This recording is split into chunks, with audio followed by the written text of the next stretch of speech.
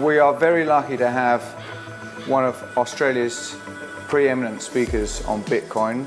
2 days ago, the first UK house was purchased using Bitcoin, actually 2 weeks behind Australia, because 2 weeks ago, the first Australian house was purchased using Bitcoin. So there's a great groundswell, and it's quite interesting because you've still got the naysayers and the conspiracy theorists who say, no, this is a load of old hogwash. But as Jennings is about to talk about, now the big banks have finally got off sitting on their hands and are starting to invest themselves. Over to Jennings. I'm not actually going to be here giving investment advice today, so unfortunately don't bank on anything I say, but I seem to have kind of timed this topic fairly well in terms of it just absolutely exploding over the last kind of 3 months. But also what kind of really brought it to my attention was this £30 million home in Notting Hill in London being sold, and bids were being requested in Bitcoin. In 2010, the first ever Bitcoin transaction was made.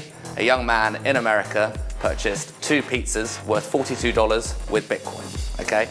Those pizzas would now be worth $75 million. That's probably old now because I haven't actually recalculated it. It makes the total growth of Apple stock since 1981, which is about 34,500%, look completely irrelevant.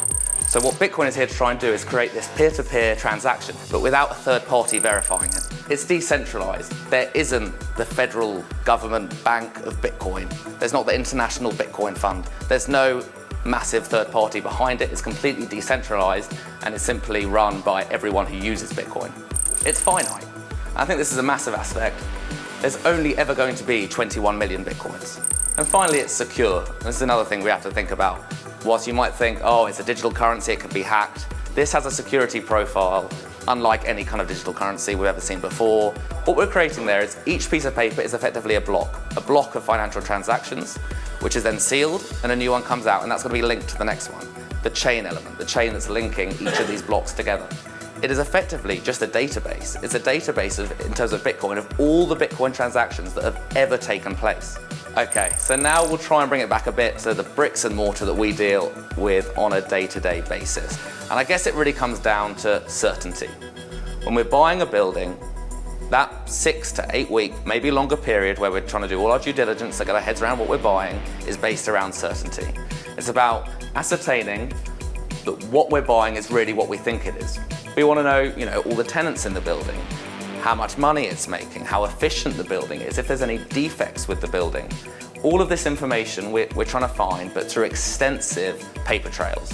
We've got to pay lawyers to go through lots of documents. We've got to get different people involved to make sure and just follow these paper trails all the way around. And that takes a lot of time and a lot of money and a lot of effort, okay? So imagine if a building had a digital ID, and instead of that blockchain system where we're storing transactions of every Bitcoin transaction, we're just creating a blockchain with every transaction that occurs in the building.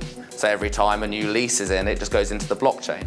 And what it would create is, when you brought up a building's ID, is the complete history of that building, everything that's happened in the building, but a completely ordered, digitalized format that's been verified by loads of other users through that decentralized system.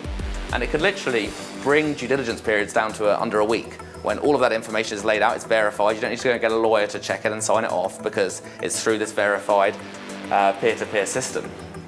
So what's the conclusion here? Well, first of all, Bitcoin is the buzz, Bitcoin is what everyone's talking about, and Bitcoin's great. There is value in having a currency that can be exchanged globally, immediately, and transaction-free. If you look across globally, there's $200 trillion, US dollars, in cash, stocks, bonds, and gold. If you take 2% of that and put it into cryptocurrency, that will give cryptocurrency a total market cap of $4 trillion, which is about 4 times what it is now. So you can see where the arguments come from people strategizing and thinking of how it could still go up a lot further.